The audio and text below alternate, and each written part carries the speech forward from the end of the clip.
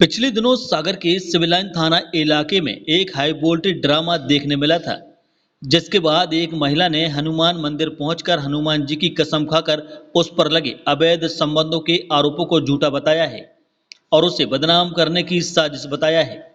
दरअसल कुछ दिनों पहले सागर के सिविल लाइन चौराहे के पास मारपीट की शिकार हुई पीड़िता ने भगवान हनुमान जी की कसम खाकर कहा कि उसका किसी से कोई अवैध संबंध नहीं है।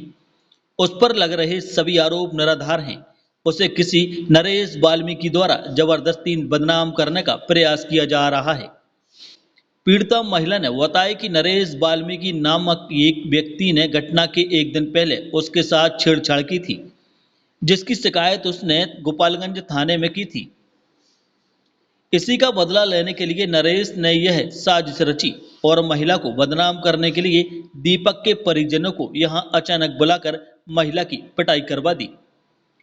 महिला का कहना है कि घटना के कारण मिली बदनामी से वह बेहद हताश है और कोई गलत कदम भी उठा सकती है, जिसकी समस्त जवाबदारी दीपक की पत्नी, भाई और नरेश वाल्मीकि की होगी।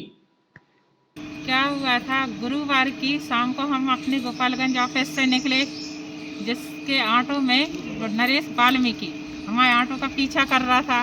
वो राहतगढ़ तक पीछा आया। हमने जब उसको देखा मुड़ के, वो पीछा कर रहा था, जे जा रहे थे अपने गांव। हमने इनको फ़ोन लगाया, हमने कहा भैया कहाँ हो?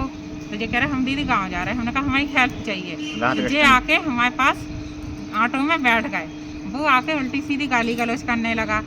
फिर वो कहने लगा हमें पैसे चाहिए। हमने कहा किस बात के पैसे चाहिए आपको? हैं? वो उल्टी सीधे स्टाम्प दिखा रहा, पैसे मांग रहा। तो इनने कही चलो पैसे दे दो भाई, ख़त्म कर दो। वो कह रहा नहीं हमें 1 लाख रुपए चाहिए। करीब वो ब्लैकमेल कर रहा कंपनी के द्वारा से। फिर ठीक है, उसके बाद हमने 100 नंबर को फ़ोन लगाया गोपालगंज थाने में, बस स्टैंड पे।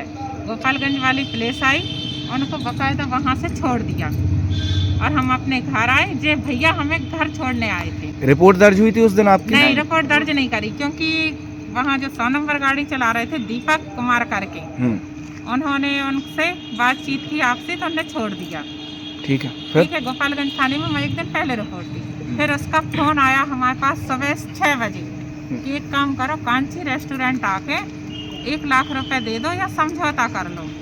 तो कह रहा, हमने कहा हम अकेले आएंगे। तो कह रहा नहीं, अकेले नहीं आना है आपको दीपक को लेके आना है। तो हमने कहा उसको काय को लेके आएंगे जब हमारे मैटर में वो है ही नहीं है। दीपक भी था, इनकी भतीजी भी था। फिर और उसके बाद हमने कहा चलो हम आ रहे। हम रजाखेड़ी से हमने अपनी बहू और भतीजे को और दीपक और हम लोग कांची रेस्टोरेंट में चाय पी रहे थे।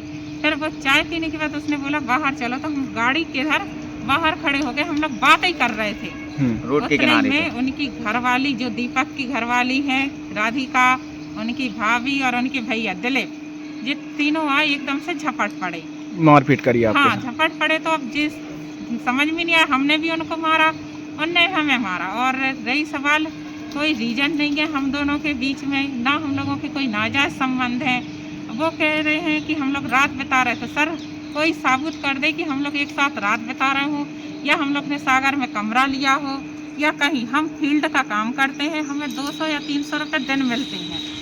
ठीक है, गाड़ी इनकी है, ऑटो इनका रहता है, बस हम लोग के साथ जी जाते आते हैं। इसके अलावा हमारा और इनके बीच में नाजायज कोई संबंध नहीं है। हम भगवान के सामने गवाह में सबूत में कह रहे हैं कि हमारे और इनके बीच में कोई नाजायज संबंध नहीं है। जैसे जी घर हाँ, नरेश वाल्मीकि ने किया है। पूरे इनके घर वालों को भड़काया भी नरेश वाल्मीकि ने है। इसलिए चाह रहे हैं कि जो आरोप लग रहा है हमारे ऊपर कि हम गलत काम कर रहे हैं। सर अगर हम गलत काम करते तो आज हमारे पास बैंक बैलेंस होता। आप हमारा बैंक बैलेंस चेक कर लो, हमारे बैंक बैलेंस में 500 से ज़्यादा पैसा नहीं मिलेगा। घर में हमारा खुद का पर्सनल 10,000 रुपये भी नहीं निकलेंगे। मगर जी हमारे ऊपर जो आरोप लग रहे हैं समाज द्वारा और हमारे परिवार के, देखो परिवार पे गलत असर तो जा रहा है, क्योंकि हमारे लग रहा है अगर हम कल को इन आरोपों के चलते अगर हम अपने आप को खुद फंसी कर लें तो इसके आरोप कौन होगा?